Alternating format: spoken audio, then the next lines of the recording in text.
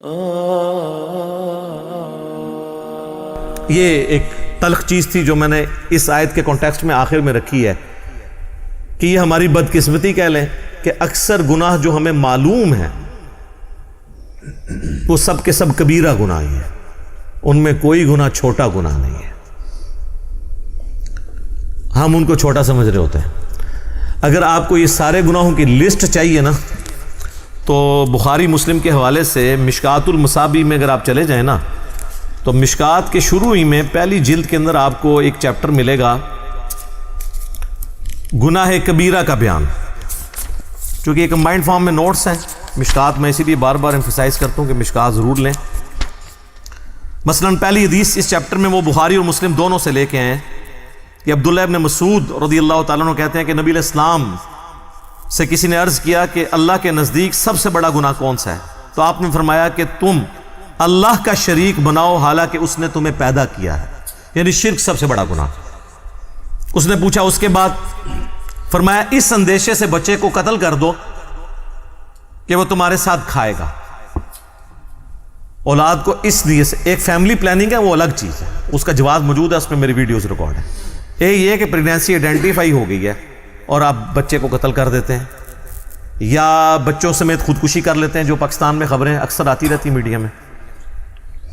اس نے عرض کیا اس کے بعد تو فرمایا اپنی پڑوسی کی بیوی کے ساتھ بدکاری کرنا، بدکاری تو کسی کے ساتھ بھی کرنا برا ہے لیکن پڑوسی کا چونکہ حق ہے اس لیے اس کو ذکر کیا۔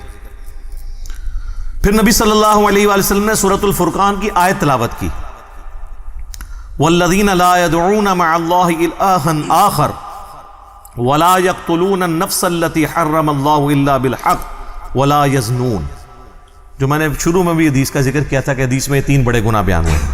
اگلی حدیث امام بخاری لے کے آئے ہیں جو مشکات والے امام نے نقل کی ہے کہ نبی علیہ السلام نے فرمایا اللہ کے ساتھ شریک بنانا، والدین کی نافرمانی کرنا، کسی کو ناحق قتل کرنا اور جھوٹی قسم اٹھانا کبیرہ گناہ ہے۔ دیکھ لیں یہ بھی کبیرہ ہے۔ اس سے اگلی حدیث بخاری اور مسلم دونوں میں ہے کہ جھوٹی قسم کی بجائے جھوٹی گواہی کا ذکر ہے اس حدیث کے اندر کہ جھوٹی گواہی دینا بھی گناہ کبیرہ ہے۔ اس سے اگلی حدیث بھی بخاری اور مسلم دونوں میں ہے، نبی علیہ السلام نے فرمایا 7 چیزوں سے بچو۔ پوچھا کہ کون سی؟ فرمایا اللہ کے ساتھ شرک کرنا، جادو کرنا، قتل کرنا، سود کھانا، یتیم کا مال کھانا، میدان جنگ سے پیٹ پھیر کر فرار ہونا اور پاک دامن عورتوں پر تہمت لگانا۔ یہ 7 بھی جناب کبیرہ گناہ ہے۔ میں نے کہا تھا یہ بدقسمتی ہے کہ جتنے گناہ ہمیں نون ہے نا وہ سارے کبیرہ ہیں۔ اس سے اگلی حدیث بھی بخاری اور مسلم دونوں میں ہے، نبی علیہ السلام نے فرمایا جب زانی زنا کرتا ہے اس وقت وہ مومن نہیں ہوتا، جب چور چوری کر رہا ہوتا ہے وہ اس وقت مومن نہیں ہوتا، جب شرابی شراب پی رہا ہوتا ہے وہ اس وقت مومن نہیں ہوتا، اور جب وہ یہ کام کر چکتا ہے تو یعنی ایمان اس میں سے نکل جاتا ہے، اس کے بعد اس کے اندر ایمان دوبارہ لوٹتا ہے، اور خیانت کرنے والا خائن اس وقت مومن نہیں ہوتا۔ اور پھر آخر میں الفاظ ہیں پس تم بچ جاؤ، پس تم بچ جاؤ، 2 دفعہ نبی علیہ السلام نے فرمایا۔ تو آگے بخاری مسلم دونوں میں حدیث ہے منافق کی 3 نشانیاں ہیں، جب بات کرے تو جھوٹ بولے، وعدہ کرے تو خلاف ورزی کرے، اور جب امانت رکھی جائے خیانت کرے۔ لو جی پوری قوم کے اوپر فٹ ہو رہی ہے۔ اور مسلم میں تو آگے الفاظ ہیں اگرچہ وہ روزہ رکھے، نماز پڑھے اور مسلمان ہونے کا دعویٰ بھی کرے تب بھی وہ منافق ہے، یعنی عملاً منافق ہے، اعتقاداً نہیں، اعتقاداً تو مسلمان ہے لیکن عملاً منافق ہے۔ اور ایک اور حدیث ہے بخاری اور مسلم کی، اس میں 4 چیزوں کا ذکر ہے، نبی علیہ السلام فرمایا جو 4 خصلتیں جس میں ہوں گی وہ پکا منافق ہے، اور جس میں ایک ہوئی وہ بھی نفاق کی ایک شاخ کے اوپر ہے، یہاں تک کہ اس عمل کو چھوڑ دے۔ نمبر 1 امانت رکھی ہے تو خیانت کرے، نمبر 2 بات کرے تو جھوٹ بولے، نمبر 3 عہد کرے تو توڑ دے، اور جب جھگڑا ہو تو گالی گلوچ پر اتر آئے۔ یہ علماء تو آلموسٹ سارے اس میں آتے ہیں، گالی گلوچ پہ اتر آتے ہیں نا، کیسی کیسی موٹی موٹی گالیاں دیتے ہیں۔ اور عوام الناس تو اب مجھے بتا دیں، ہم تو وہ شعر لے کے چل رہے ہیں کچھ بھی ہیں تیرے محبوب کی امت سے ہیں، یہاں تو معاملہ ہی کہاں سے کہاں پہنچ کے۔ صحیح مسلم میں حدیث ہے نبی علیہ السلام ایک اناج کے ڈھیر کے پاس سے گزرے، آپ نے اپنی مبارک انگلیاں اس میں داخل کی تو وہ گیلی تھی۔ آپ فرمایا یہ کیا؟ کہ رسول اللہ رات کو بارش ہو گئی تھی تو اناج گیلی ہو گئی۔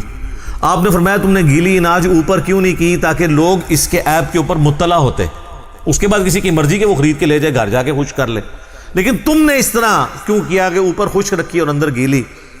اور پھر آپ نے فرمایا جس نے ملاوٹ کی وہ ہم میں سے نہیں۔ یہ وہاں پہ آپ نے فرمایا تھا، یہ پوری حدیث مسلم شریف میں یوں ہے، جو آخری حصہ پکڑا ہوا ہے، جس نے ملاوٹ کی وہ ہم میں سے نہیں۔ اور وہ ملاوٹ سے سمجھ رہے ہوتے ہیں صرف دودھ میں ملاوٹ کرنا ملاوٹ ہے۔ ملاوٹ یہ ہے کہ آپ غرر کریں، عربی میں غرر کہتے ہیں دھوکے کو۔ کوئی بھی دھوکہ کسی فارم کے اندر، کسی کاروبار کے اندر، وہ اس کو حرام کر دے گا۔ جیسے ہی دھوکہ آئے گا، چاہے وہ پلاٹس کی فائل کی شکل میں آئے، اس کو حرام کر دے گا، چاہے بیچنے والی چیز کی شکل میں آئے، اس کو حرام کر دے گا۔ یعنی آپ مال دکھائیں کچھ اور جب ڈال کے دینے لگیں کچھ اور ڈال دیں، تو آپ نے دھوکہ کر دیا، غرر کر دیا۔ تو غرر جب بھی آئے گا تو وہ پورے کے پورے مال کو، آپ کے کمائی کو حرام کر دے گا۔ بولے اعوذ باللہ تعالی۔ اللہ تعالی ہمیں اس فتنے سے بچا کے رکھے، اپنی ایمان کے اندر رکھے، گناہ کبیرہ سے بچنے کی توفیق عطا فرمائے، اور کمٹمنٹ کے ساتھ اپنے محبوب صلی اللہ علیہ وآلہ وسلم کی سچی اتباع کرنے کی توفیق عطا فرمائے، آمین۔ تو یہ میں نے اس لیے گناہ کبیرہ کے حوالے سے تفصیلی گفتگو کی۔ اکثر لوگ پوچھتے ہیں توبہ کا طریقہ کیا ہے، کون کون سے بڑے بڑے گناہ ہیں، اور چھوٹے گناہوں کے بارے میں کیا ہے۔ تو توبہ تو میں نے آپ کو بتا دیا کہ توبہ یہ ہے کہ اپنی اصلاح کرنی